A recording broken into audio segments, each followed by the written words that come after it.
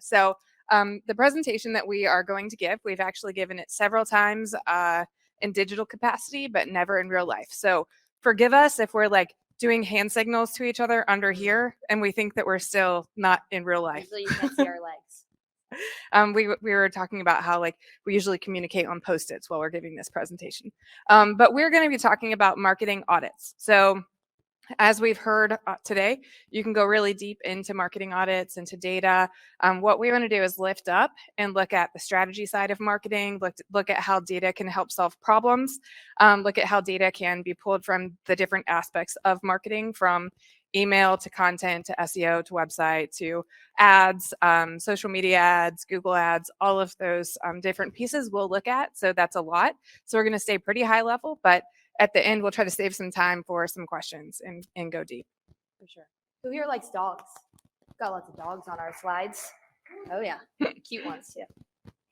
So I'll start with me, my little mini intro. So I'm Leah Faul. I started 15,000 Cubits about 7 years ago. I've been in SEO since back when it was Google Pages, if anybody remembers that. Does anybody remember Google Plus Pages instead of Google My Business? All right, that's the local SEO I know. So anyway, so I've been in SEO for a while, and I really love it. And so when I built my agency, the backbone of my agency was on SEO with SEO, and so we have a team of 7, soon to be 8. We work with small to large businesses, and we enjoy helping with strategy and data and driving their growth. So I'll let you intro yourself. Yeah, hi guys, I'm Mallory. So I'm our growth manager at 15,000 Cubits. Been with the team for about 2 years now. Got a marketing degree, came into this company and realized that I knew zero about digital marketing. So everything that I've learned about digital has been through Leah and through our team. Being growth manager, I get to deal with kind of the all-encompassing growth internally and externally.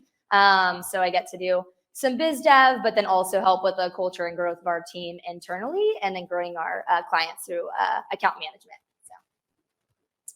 All right, so for starters, as we know, we work in digital, and most all buyers are making their decision or making their way through the whole buying process before they even speak to a salesperson. So that really brings us into what these digital audits are about and why they're so important. So for digital marketing audits, like I said, I founded 15,000 Cubits about 7 years ago. So in growing the company, I realized that we were kind of hubbing upon data and audits to start any client. So like I said, we work with smaller clients and larger clients. And what is the foundational commonality is that we pull audits to help clients figure out where they need to start with and what problems that they want to solve and can solve first. So the thing about digital marketing audits is that you can get a bird's eye view on your marketing efforts. You can niche in and go in specific areas of your marketing. You can optimize specific parts of your marketing that you want to focus on, and you can solve problems that have to do with communication or decisions. Like I've heard from a couple of different speakers that talked about getting executive buy-in and getting teams aligned. So marketing audits can help with this. So the main things that you want to focus on are anytime that you have an audit, you want to end it with an action item. So it needs to create a content calendar or an action plan that will dictate the path that you move forward. A lot of times we have ran into clients or situations where audits are pulled, but it's kind of just data for the sake of data. So you should always have a plan on where you're taking your marketing audits and what action is going to come from that. Anything you'd add to that one? All right. As we talked about, analytics, data. So we say me without you is like a marketer without analytics, lost, visionless, and confused. So it's a cute slide, but in reality, it actually truly is. Like we want this talk to speak to in-house marketers and agencies, or those that are here to meet partners, or do biz dev. Marketing audits can solve real problems. A lot of times you just see the problem, right? You see the fact that your teams aren't aligned, or you see that you're having a hard time getting a decision made with your boss, or you see that your work doesn't seem to be producing fruit, or you don't know how to show that you're getting results, but you feel like in your gut that you are. This is really where our marketing audits come in and that data comes in. you can use audits in strategic ways to solve those problems and not be so lonely and lost. So it's a cute slide, but it really does like focus in on the pain point that we want to solve. Yeah, and with getting client buy-in also on digital marketing, audits are a huge way to see what that investment can really produce. And so with the different types of digital marketing audits, there's, like Leah was saying, you can get really, really deep. But staying basic here is website, SEO, social, ads, content, and email. And some of these really cross over each other, as we'll see throughout the duration of the presentation, but each of them really holds their own importance as well.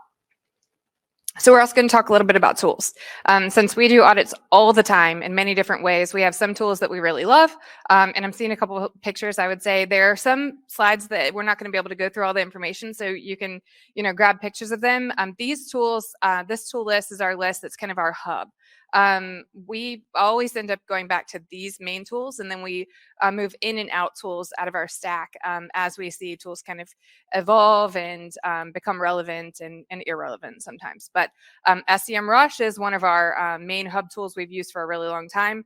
They're the suite audit tool for SEO. A lot of you are probably familiar with them. The reason why we picked them over like Ahrefs or some of the other ones is that they are constantly evolving. Like recently, they just added into their auditing and keyword tool. They added in the ability to track intent, so you can actually tell what type of intent that keyword has, which will lead towards helping you to connect on the content audit we'll talk about in a second, to know if it's a site page or a blog, what intent you need that keyword to have to match the end result of the type of content that you're looking at.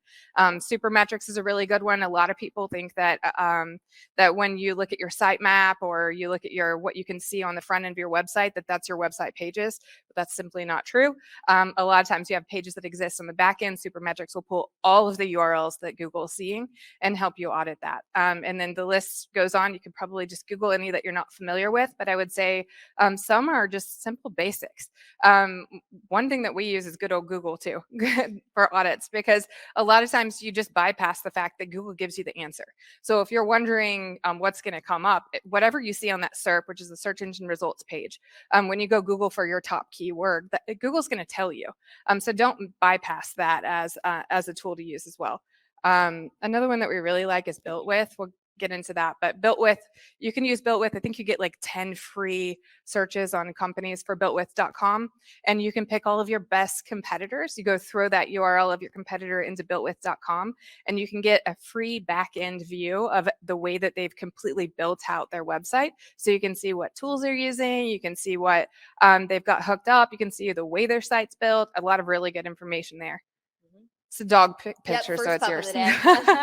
So most marketers do create at least one piece of content a day. So that leads us into what the content audits are. So benefits of a content audit, this is identifying SEO opportunities. We're talking all about reaching our audience, reaching the buyer, the product buyer, whoever it may be. And content audits really do that and identify those opportunities to build into your content. Also, data-driven insights, back to the data and Google Analytics, seeing which content actually works best and having that, use that as leverage whenever you are creating content. Understanding performance, again, data. How does your content perform? How does it actually reach your audience? How do you get it to reach your audience? And are you being effective digitally? And then learning your audience's likes and dislikes are a really good part of that. You can A/B test different content up against one another and see what's working best to be able to use that in the future. Some different things to know about content is it's not just all written, because there are other pieces, other ways to actually put content out there, whether it be through images, social, etc. And some different steps to actually run a content audit and create a strategy for that. Leah, if you want to take that. Yeah, so we kind of laid it out into 6 essential steps for a content audit and strategy. You want to understand what your goals are. A lot of times that's different depending on what your business is, and also sometimes depending on how large your company is, what your business unit's goal is, or what your division's goal is, and how you want to use content for that. So if your goal is that you want to improve SEO, it means you want to improve visibility, or you could want to drive leads, or you want to drive revenue. As has been mentioned several times today that I've heard, you have to understand what you want that content to do, and how how you want it to perform. Until you understand that, that's why that's the number one thing up on the top left. Until you understand that, you really shouldn't move forward. But the goals are the most important thing. There's not really a tool that you can use to figure that out. You have to actually do the communication and understand that with all stakeholders. And so then you can do take an inventory, content inventory, where you can look at the different content that exists on your website, like Mallory said, not just written content. Actually, I was having a really great conversation earlier at a table where we were talking about how Google's algorithm is actually moving to being able to evaluate images and rank images, and it's just going to keep going. It's going to keep increasing in that direction. Google is really getting to where, and I'm not talking about the tags. Most of you probably know you have to put the image tags on it. What I'm talking about is that Google is actually crawling the way the image looks. One of the most recent one of the most recent Google updates that was made was that they are putting preference towards content and images that have humans that have different skin tones in them. So diversity in your images is actually being pushed up in the search engine so that you're getting rewarded to have diversity in your images, which is pretty awesome. But it shows the advanced way that Google's algorithm is viewing images, and the same for video. So for content audit, another step in the process for us is collecting everything. So like I talked about supermetrics earlier, I'm collecting all of the content. One of the things that will really affect your visibility online is if you have thin content. A lot of times that comes up because you just simply don't know that there's content out there. So if you have content that's out there and URLs that are getting crawled, and Google is associating that as thin content, it will put negative SEO signals toward your site, and it will hurt an overall ranking of your site. So collecting and analyzing everything is really important, and then interpreting the data is another important part of it, and that's actually where the experts come in, where you have to look at analyzing the metrics that you're seeing with that content and determining what that means. And then you have to the next step you have to take is you have to assess what needs to happen. Sometimes you need to redirect that content and put it in a different layout. Sometimes you have to put several pages together. Sometimes you have to remove pages and hide them from crawl. There are several key actions that need to happen, and then that will flow into your action plan. Like we said, your audit should always have some action that goes into it. Do you want to talk about this one? Or you want me to? Yeah. So this is our SEO content template. So something that's good to snap and pick up if you'd like.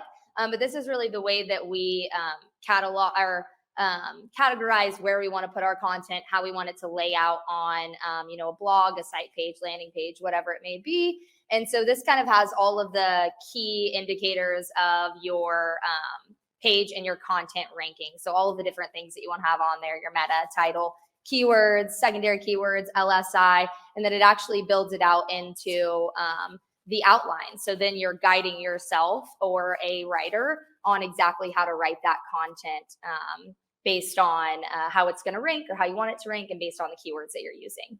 Yeah, so on this outline, the way that we do our content is we actually tie it back to how we do the content audit. So when we were talking about aggregating the content and determining what type of content it needs to be and what intent it needs to have, we lay that out when we're doing a new piece of content. So if we're going to do a service page, we determine that it's going to have the keyword that's going to have a transactional intent, that's going to have a buying intent. And if you want to hack that and take it at its most simple level, if you want to do a page that's a service page and you want the lead that comes to that page to actually take action and buy, that's who you intend that content to go to, go type that keyword you're thinking about into Google and just see. Does it come up as education? Are you seeing information? Are you seeing educational websites that pop up, or are you seeing agencies or competitors of yours? Because if you're seeing agencies and competitors of yours and you're wanting to sell something, that's a good match. But if you're seeing education and you're wanting to promote something and actually generate leads, that's not a good match. That's at its most simple level how you can do it.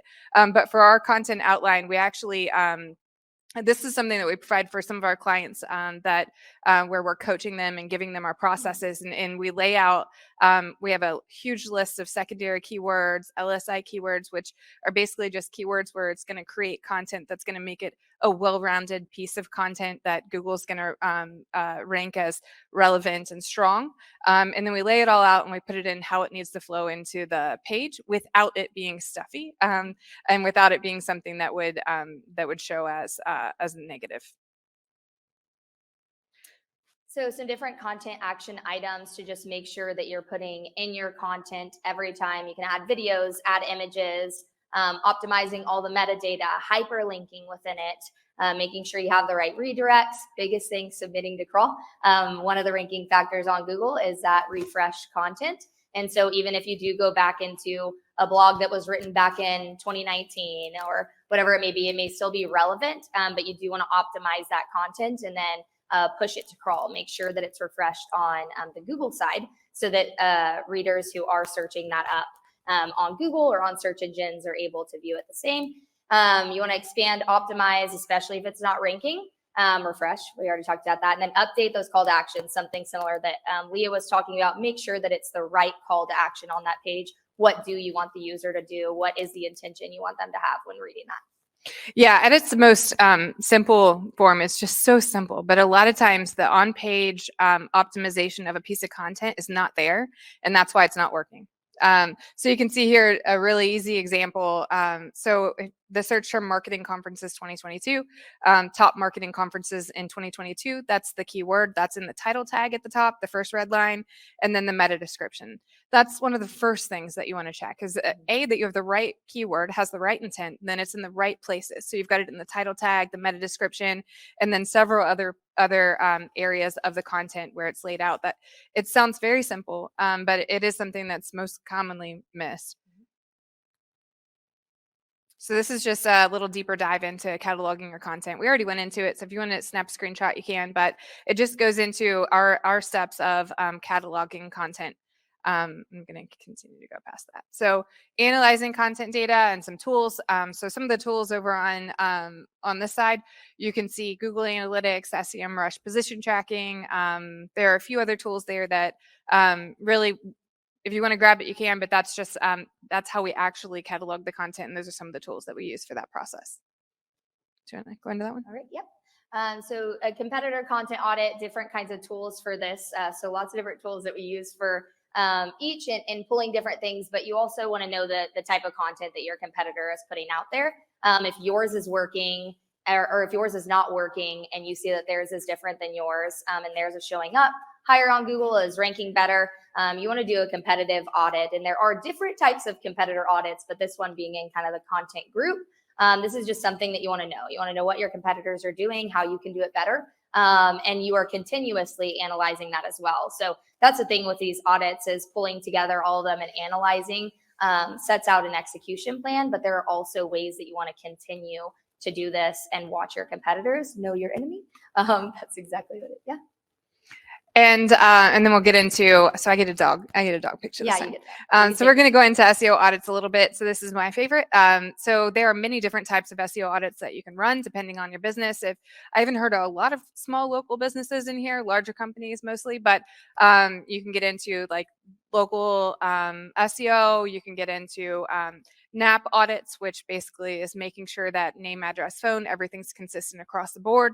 Technical audits, which gets into schema and other aspects of your SEO. You can do backlink audits, website audits. These audits can be used, as we mentioned in the beginning, you can use audits to kind of like jumpstart initiatives or jumpstart efforts for digital, or also at key times. So if you're looking to make a move for a website and you want to have a new website, you should actually do a website audit first, and you should audit where you're at, and then that determines where you want to go. So this is a little very mini look at our SEO audit. So from top to bottom, these are kind of high level where we look at a very high level if we're doing it quick and dirty. So usability, site speed, mobile, security, those are at the website level, what we audit. A lot of times for smaller sites, even sometimes for bigger sites, those two pieces might not be exactly where they need to be. Site speed's a huge deal, especially now for mobile.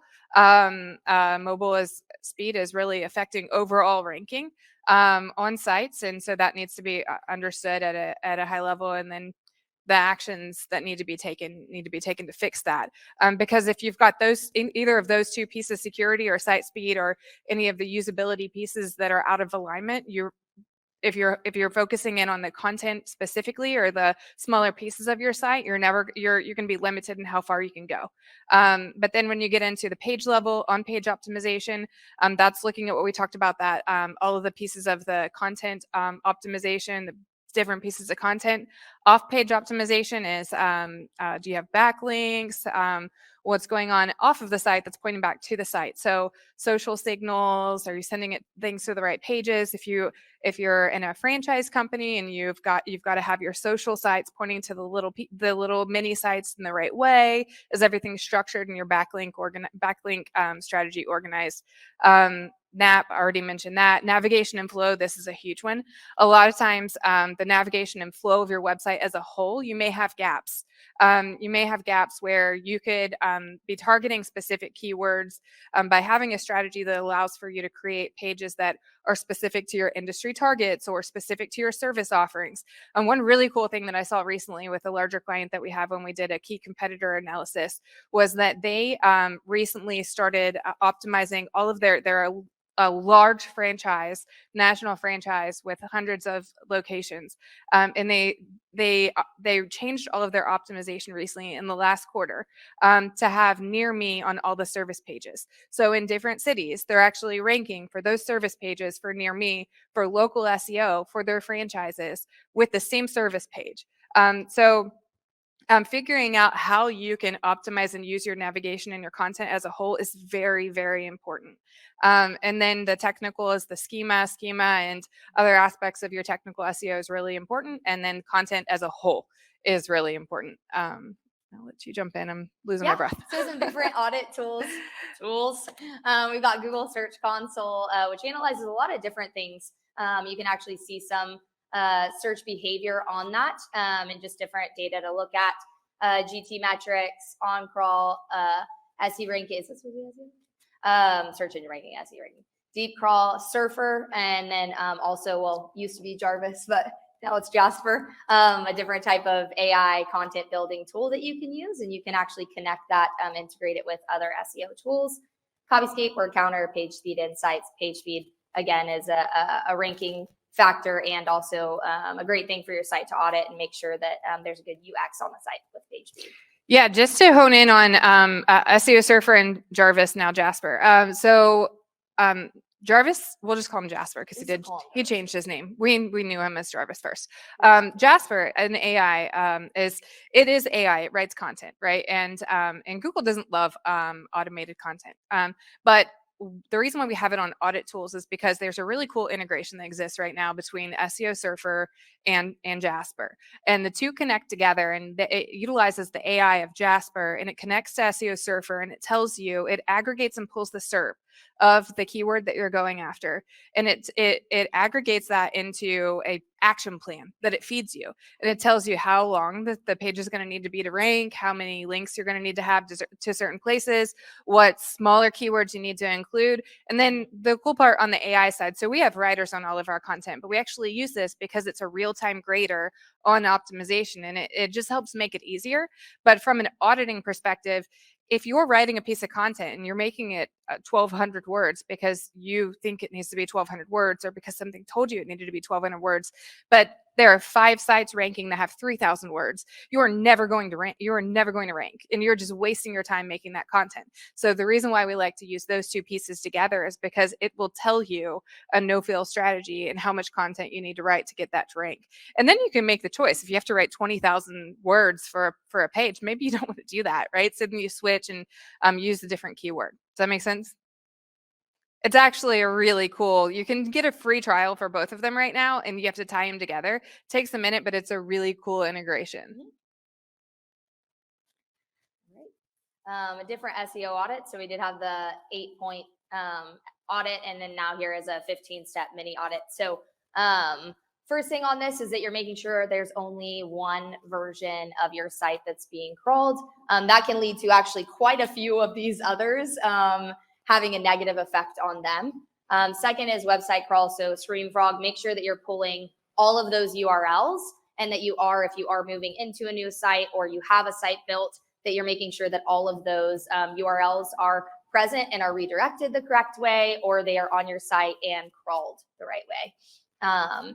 Indexation issues on Google Search Console. So something with kind of moving over, and I'm sure our web people in the room know this especially, but typically when you're in build on a site, if you are live at all, you're going to have that site no indexed. And so whenever that site does migrate over or pushes to live, you want to make sure that that no index is actually taken off of the site, or it cannot be crawled by Google, and all of your content that you built to be optimized, hopefully, after you use this, is not going to be seen on Google and is not going to rank on Google. So there's a tiny little code in there that is no index. And so if you pull that off your site, that is the only way that Google's actually going to crawl it.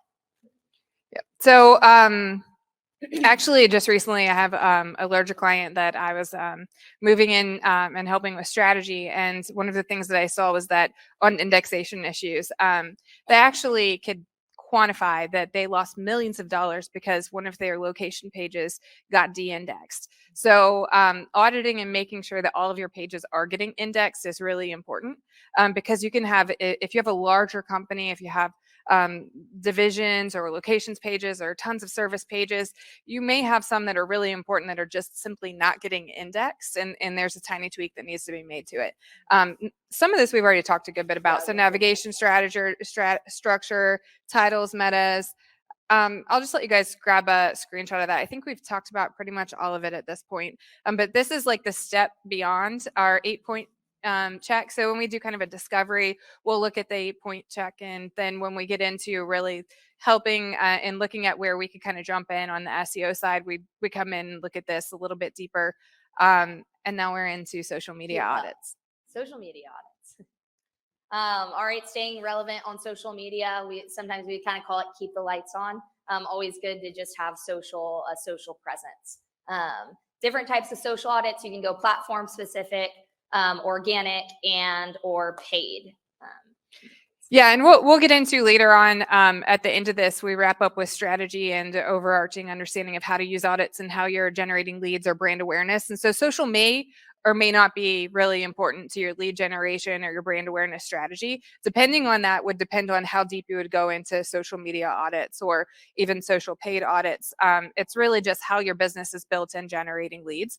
For us, a lot of our clients do have a more simple social media organic strategy where they're not generating a lot of revenue or leads specifically off of social media. They're looking for social to just have that relevancy factor and send those social signals back to the site, and the site is generating the leads, and they're pretty much dependent on organic and paid to drive leads and traffic and awareness. But either way, you can use all of these and you can go deeper, you can say high level. You should have social on, and it should be working at a fundamental level, even if you're focusing on SEO or ads as your growth strategy. So for social tools, we won't go deep into this, but you can grab a picture if you're interested in using some of these for social audits. So for a paid social media audit, this is an actual spreadsheet example of one of our audits and how we do it. But we focus on those key points for our social media paid audit, and then we go deep if necessary in different areas. There you go. All right, so as we're kind of closing out the audits portion of things and getting into strategy, we just want to say that actually performing these audits on your site are going to bring in a lot of data, give you a lot of data-driven insights so that you can analyze it and then create a strategy. Time for the strategy. This is our favorite part. Yep. All right, so general marketing audit. We recommend this. We love this. This is the high-level look at where your business is heading, what your organization's doing, and how you're moving forward. So we really recommend that you have general marketing audits, digital marketing audits at either a quarterly or an annual basis, depending on the growth and the size of your organization. they're a pretty high level audit is going to look at, competitor audits, look at where you're at in the marketplace, look at what your goals are and how your tactics are aligning to those goals. So if you have growth goals that are aligned with pushing out specific services or products or going into certain markets, your digital marketing tactics should be lined up with that, and your efforts and results should connect to that. So when they're disconnected, then you need to kind of shift a little bit.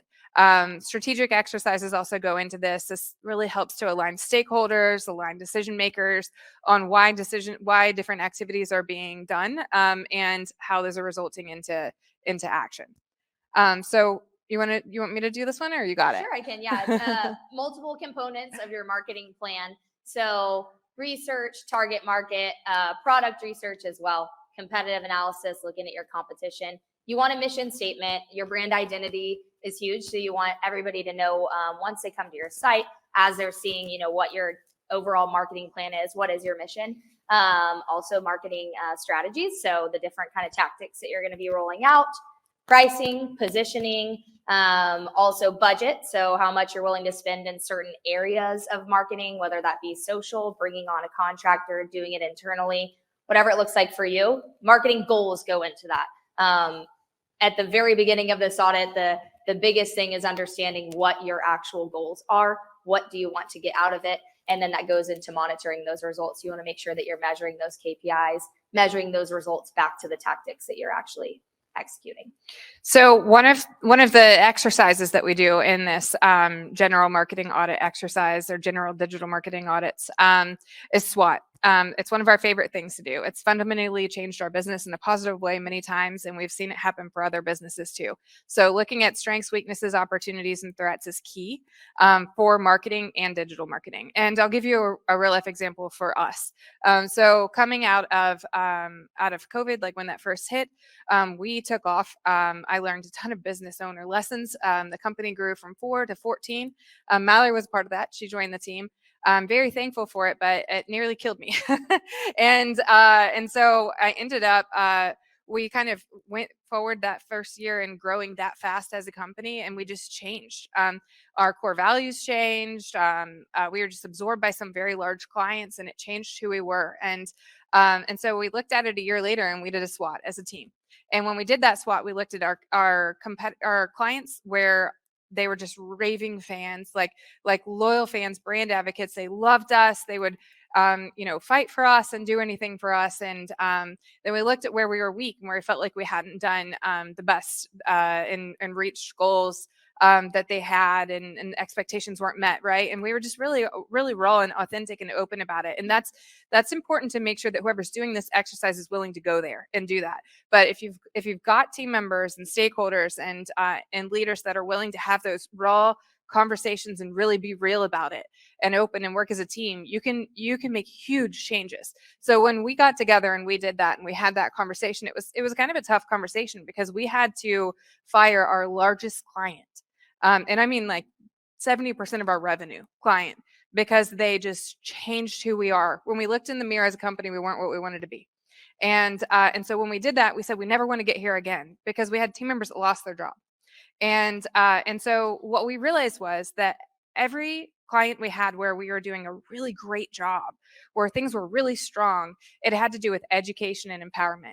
And we realized that we were left kind of feeling a little dead when it was just revenue. And yeah, revenue is a huge part of it, and growing companies is a huge part of it. But we realized our mission statement came out of that SWOT analysis, and our mission statement is we grow people, not just businesses. And so we really vet our clients. One of the things that I'll tell you a little secret. One of the things about working with us that we have like four red flags, right? And one of them, if you have more than 2 red flags, we don't work with you. So one of our red flags is that if we try to talk to you about us, and we ask you to talk to us about you, and you don't have time for that, that's a red flag. Because we want to have a relationship, and we want to really grow you, and we want to be a part of your organization and feed into that. And so if you don't have a value for that, you're not a match for us. And that SWOT exercise helped us to understand our mission statement, helped us to understand our target audience, helped us to understand our perfect client. And it really fundamentally changed our business for the better, I think. And so I would say, like, those are questions we use. If you want to grab a screenshot of that, it's one of my favorite things to do, And honestly. questions we use with our clients. We Yeah. put them through a whole audit and always do a SWOT analysis with our team. So Yeah. So another secret, we actually meant to remove this slide, but we forgot to do it. But it was meant to be in the beginning of the presentation. And I will say, when sales and marketing aren't aligned, it's a really big deal. It is huge. And so audits can help align your marketing and sales and make it much better. So Porter's 5 and Pastel. I don't know what happened to that slide right there, but these are two exercises that are also really great that go in alignment with SWOT. Now, SWOT's a little bit more just about the company. Porter's 5 and Pastel will actually look externally, which I think is very important to do right now because industries and businesses are fundamentally changing because of what's happened in our world in many different ways. And so you have to look externally and look at what's going on in the world and how it is translating into affecting your business and where you're heading.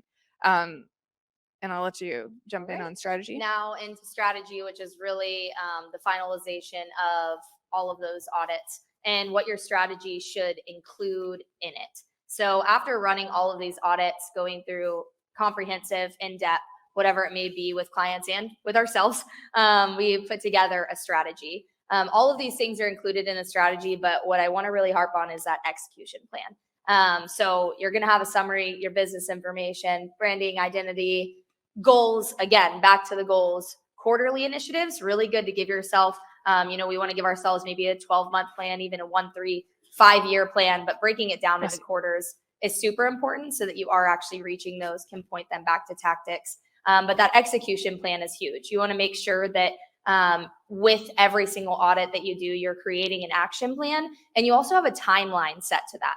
In digital marketing, we know that it's constantly changing. So if you are in a place where you are auditing certain parts of your business or your digital presence, you need a timeline to that execution plan, and you need to understand when you want that completed and how you're going to look at what those goals are in that execution plan and how you achieve them at the end of it. So giving a timeline, I think, is so important, and then making sure that you do have the people in place, whether it be internal, whether it be external, and the budget in place to actually execute it. You want to have all of that at the forefront in the strategy so that you know how to roll it out.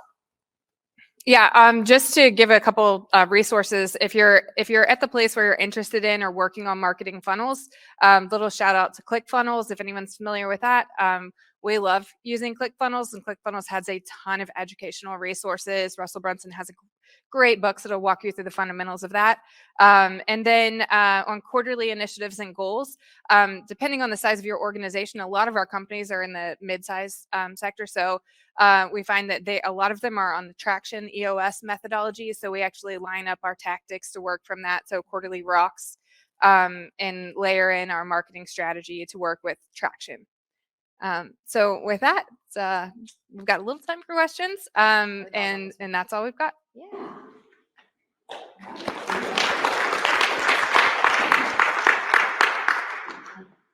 Any questions? We just gave you guys. I'll give you a question. Just that last thing you mentioned, I found really interesting around aligning your marketing strategy with businesses on EOS or on traction. How often does that come up? You're actually talking to a client that is on traction. Is that two-part question? Is that part of are you getting referred other businesses that are doing it because obviously people talk EOS, or is it something that's just hits your kind of discovery process once you're into a sales conversation? Yeah, so I'm a part of, as you guys probably gathered, I'm a first-time business owner founder, and I joined Vistage, which is an executive growth coaching organization, national, and they kind of line up their growth with traction. So, and I talk there frequently. So whenever I talk at Vistage meetings, a lot of times we end up with clients that are about that size. And so it's just a part of the fundamental conversations. A lot of times what happens though is that when we line up to be a good fit with an organization is when they're lacking that C-suite marketer or director of marketing and strategy is kind of missing. And when that's the case, a lot of times they've got all the pieces. and they're either on traction or they're on some other kind of growth plan or organizational growth plan, and their C-suite's aligned around something. But traction does come up quite a bit. Yeah.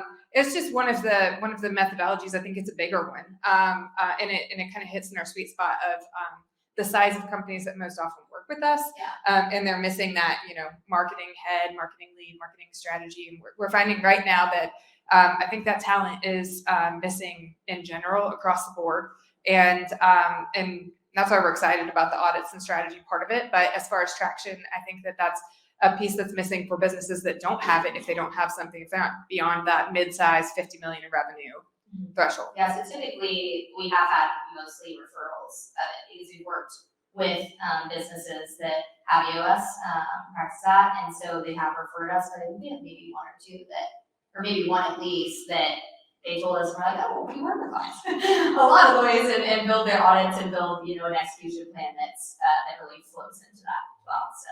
And those of you that aren't familiar with EOS, this is a really great organizational growth strategy. It's a book called there's a book called Traction and several other books that help with implementing that growth plan.